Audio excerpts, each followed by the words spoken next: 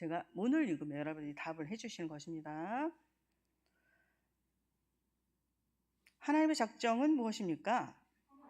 작정은 그의 뜻에 의논에 따른 영원한 목적입니다. 하나님은 자신의 영광을 위해 이 작정에 의해 일어날 일은 무엇이든지 미리 정하셨습니다. 네, 우리가 이렇게 작정에 대해서 배워보았는데요. 오늘은 그럼 하나님의 작정을 어떻게 실행하시는가 라는 부분에 있어서 창조에 대해서 오늘은 배워보려고 합니다. 그래서 하나님께서는 모든 것들을 자신의 작정에 따라서 효과적으로 실행을 하세요. 그 실행은 만물의 창조와 또 창조된 모든 것들에 대한 다스리심, 섭리로 이루어졌습니다. 창조, 섭리로 이루어진 거죠. 작정의 실행이. 근데 하나님의 작정은 시간 세계 안에서 이루어진 게 아니라 영원 전에, 시간이 만들어지기도 전에 하나님의 작정은 이루어졌고 그 작정 자체가 완전합니다. 그래서 그 작정이 창조와 섭리를 통해서 실행될 때 그 작정이 왜곡되거나 축소되거나 사라지거나 다른 것으로 대체되는 것이 아닙니다.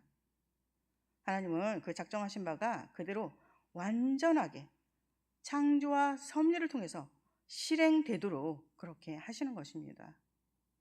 그래서 창조이든 섭리든 하나님의 모든 사역은 그분의 뜻을 따라 나온 완전한 산물이다라는 것을 우리는 알 수 있습니다. 또 하나님의 작정이 하나님의 영광을 위한 거라고 우리가 배웠잖아요. 마찬가지로 하나님의 작정의 실행인 창조와 섭리도 하나님의 영광을 위한 것입니다. 그래서 우리는 창조된 세상과 세상의 통치를 볼 때마다 하나님을 찬양하고 그분을 높여야 할 것입니다. 자, 두 번째 만물 창조에 대해서 이제 상고해 볼 텐데요. 자, 창조란 하나님께서 그 작정하신 바에 따라 자신의 영광을 나타내기 위해서 무로부터 정말로 아무것도 없는 그런 상태에서 세상과 그 세상에 있는 것들을 매우 선하게 지으신 것입니다. 창세기 1장의 내용이죠. 즉 작정하신 대로 아무것도 없는 데서 자신과 질적으로 다른 피조물을 창조하셨어요. 하나님은. 그래서 창조는 피조물인 천사나 인간에게 속하지 않고 오직 하나님의 사역이다라는 것을 우리는 알 수 있습니다. 자, 첫 번째 창조의 대상이 무엇일까요? 골로새서 1장 16절 말씀 한번 읽어볼까요? 만물이 그에게서 창조되되 하늘과 땅에서 보이는 것들과 보이지 않는 것들과 혹은 왕권들이나 주권들이나 통치자들이나 권세들이나 만물이 다 그로 말미암고 그를 위하여 창조되었고. 우리는 창세기 1장을 통해서 창조의 순서, 하나님 첫째 날 뭘 만드시고 창조에 대해서 배웠잖아요. 근데 골로새서에서는 조금 하나님의 창조의 대상을 두 가지로 분류를 하고 있는데, 첫 번째는 하나는 천사들과 인간의 영혼과 같은 영적이며 보이지 않는 것을 창조하셨어요. 하나님은.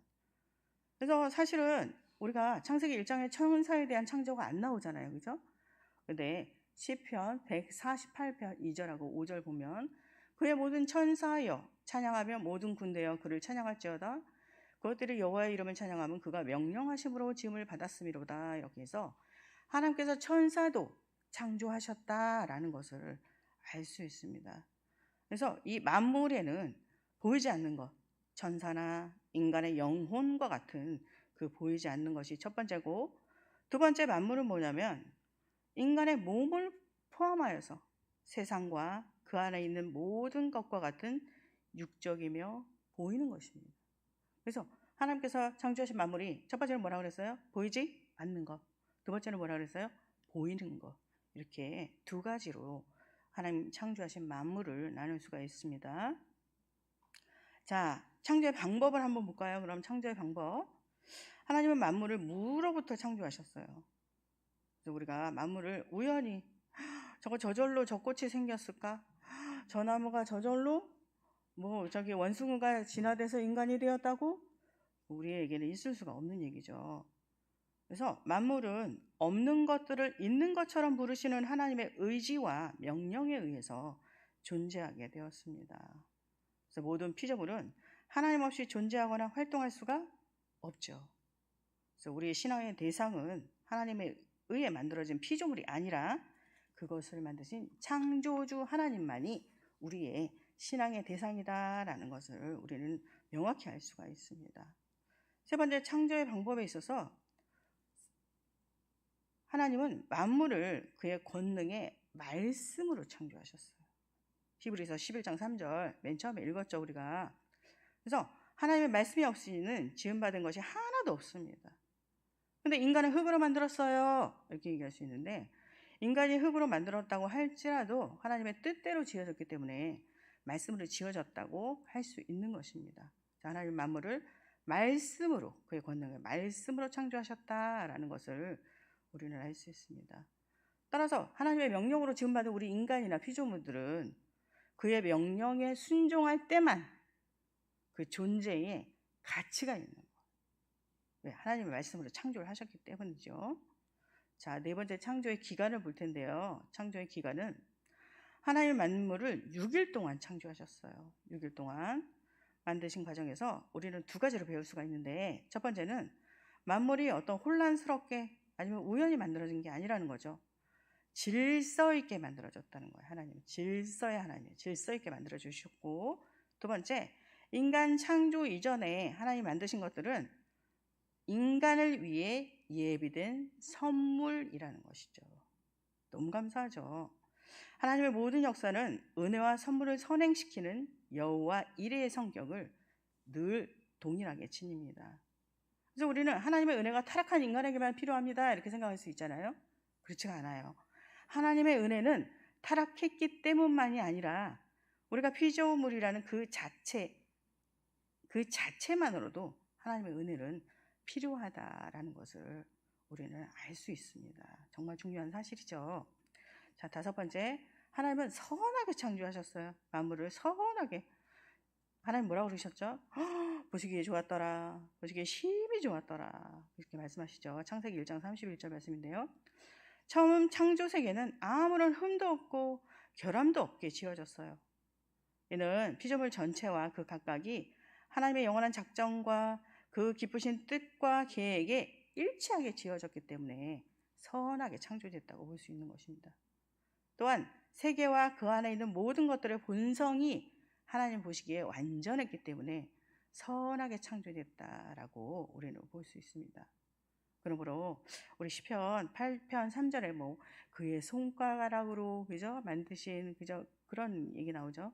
그래서 모든 창조물은 얼룩 하나 없이 하나님께서 손수 기록한 아름다운 원고다라고 얘기할 수 있어요. 너무 아름다운 말이지 않아요? 그렇죠. 다시 한번 말할게요. 모든 창조물은 얼룩 하나 없이 하나님께서 손수 기록한 아름다운 원고다라고 볼 수 있는 거예요. 그럼 하나님의 창조의 목적을 볼까요? 하나님께서 만물을 창조하신 것은 하나님의 영광을 위해서입니다. 하나님 자신의 능력과 지혜와 선과 이런 영광을 나타내기 위해서 만물을 만드신 거예요. 그래서 하나님 창조 세계는 하나님의 영광의 무대야. 그죠? 영광의 무대. 또 하나님을 배우는 학교예요, 학교. 그래서 아이들을 정말 하나님 창조 세계 안에서 뛰어놀게 하는 게 너무너무 중요해요. 유초등부에서는 유아숲 숲 체험을 1년에 2번 정도 하고 있거든요. 다 이런 뜻에서 그렇게 하는 것입니다. 달리 말하면 창조 세계를 하나님께서 인간을 얼마나 큰 영광으로 초대하고 계시는지를 보여주는 비유입니다. 다시 말할게요. 창조 세계를 하나님께서 인간을 얼마나 큰 영광으로 초대하고 계시는지를 보여주는 비유입니다. 그래서 우리는 창조 세계를 통해서 하나님께서 우리 가까이 계시는지를 날마다 확인할 수가 있어요. 그렇죠? 아침에 문을 열고 아파트 문을 탁 열립니다. 하늘을 탁 쳐다보죠. 하늘에 구름이 떠 있고, 그죠? 반짝반짝 빛나는 해가 있고, 앞에 감나무에는 까치가 앉아 있습니다. 그죠? 또 바람이 솔솔 불고요. 너무나 아름답지 않아요? 이 세상 자체가. 그죠? 그래서 이런 하나님의 영광의 무대에서 우리가 이렇게 살아가는 것 자체가 너무너무 감사한 거죠. 그러므로 우리는 창조 세계를 볼 때마다 하나님의 영광을 찬양하고 증거해야 하는 것입니다. 하나님의 영광을 위해 사는 것이 우리의 존재 목적이고 생명입니다. 자, 마지막으로 인간 창조에 대해서 한번 살펴볼 텐데요. 하나님은 인간을 모든 피조물 중에 가장 탁월한 존재로 만드셨어요. 그 이유는, 그 탁월함은 하나님의 형상을 따라 지음받은 사실에 있어요. 창세기 1장 26절, 27절 말씀인데요. 하나님의 형상을 따라 지음받았다. 그러니까 하나님의 영이시잖아요. 어떤 형체가 없단 말이에요. 그래서 이 말은 하나님께서 지식, 의, 거룩과 같은 성령의 열매들이 인생의 기초와 틀이 되도록 지으셨다라는 것이에요. 우리 안에 그런 지식, 의, 거룩이 우리 안에 있다는 얘기예요. 그래서 여기서 지식은 하나님과 이웃들에 대한 지식, 또 자기 자신과 자기 자신이 맡은 본분에 대한 그런 지식을 얘기하는 거예요. 이 지식은. 두 번째, 의는 욕구와 성향의 의로움, 올바름을 얘기를 하고요. 거룩은 마음과 의지의 거룩함을 가리킵니다. 이런 것들이 우리 안에 있다는 거예요. 하나님 형상을 따라 지음받았기 때문에. 하나님은 특히 그의 백성, 교회에게 이런 열매를 찾으십니다. 하나님은 자신의 형상을 따라 지음받은 사람들로 하여금 역할을 주셨어요. 어떤 역할을 주셨나요? 만물을 주관하고 다스리도록 하셨죠. 창세기 1장 26절, 28절 말씀이에요. 그래서 이 통치권은 아담이 피조물들의 이름을 하나하나 만들어주잖아요. 그죠? 그것에서 확인할 수가 있습니다.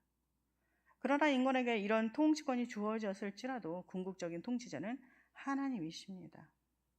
모든 것의 주관자는 하나님이시므로 인간은 자신의 영광과 이익을 위해서가 아니라 하나님의 영광을 위해서 하나님의 뜻을 따라 모든 일을 행해야 합니다. 자, 마지막 성경 구절 한번 읽을게요.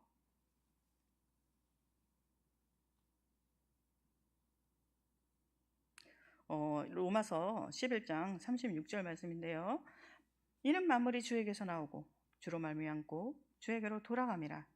영광이 그에게 세세 있으리로다. 아멘. 이런 말씀이에요. 그죠? 그래서 우리는 하나님께 영광 돌리는 그런 삶을 살아야 합니다. 말씀을 마쳤어요. 오늘 우리는 웨스트민스터 소요로입니다. 8문에서 10문까지 하나님의 작정의 실행인 창조에 대해서 상고해 보았는데요. 제가 문을 읽으면 답을 해주시기 바랍니다. 안 돼. 자, 지금 우리가 영상 상태가 좀 안 좋아서요. 제가 제가 다 읽겠습니다. 들어보세요. 있네요. 하나님은 그의 작정을 어떻게 실행하십니까? 그의 작정을 창조와 섭리의 역사 안에서 실행하십니다. 하나님의 창조의 역사는 무엇입니까?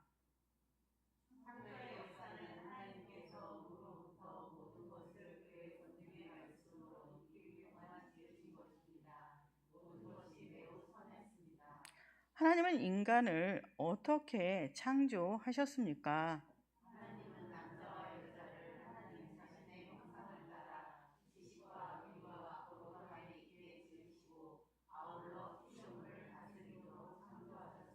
네, 우리가 이렇게 세 가지 이제 웨스트민스터 소유로 문답을 배웠는데요. 마지막으로 인간을 포함한 하나님의 창조 세계는 참으로 광대하고 아름답고 오묘합니다. 이런 창조 세계 안에 우리가 숨을 쉬고 사는 것 자체가 기쁨이죠. 어떤 조건이 없어요. 내가 여기에 딱 주어져 있다는 그 자체가 기쁨인 거예요. 그렇죠. 그렇죠. 아멘이시죠? 그죠?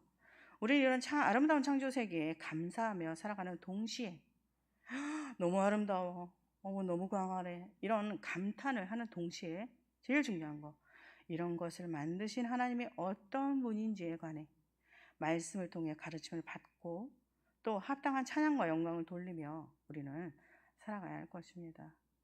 또한 하나님께서 이 하나님의 창조 세계를 다스려라 라고 말씀하셨는데 하나님의 뜻을 따라서 이 창조 세계를 돌보며 가꾸어야 할 것입니다. 기도하시겠습니다. 하나님 아버지, 하나님이 만드신 아름다운 무대에서 날마다 주님을 찬양하며 살아가게 하시니 감사드려요. 하나님의 형상을 따라 지음받은 자답게 하나님과 창조 세계에 대한 지식과 어려움과 마음과 의지의 거룩함의 열매를 맺는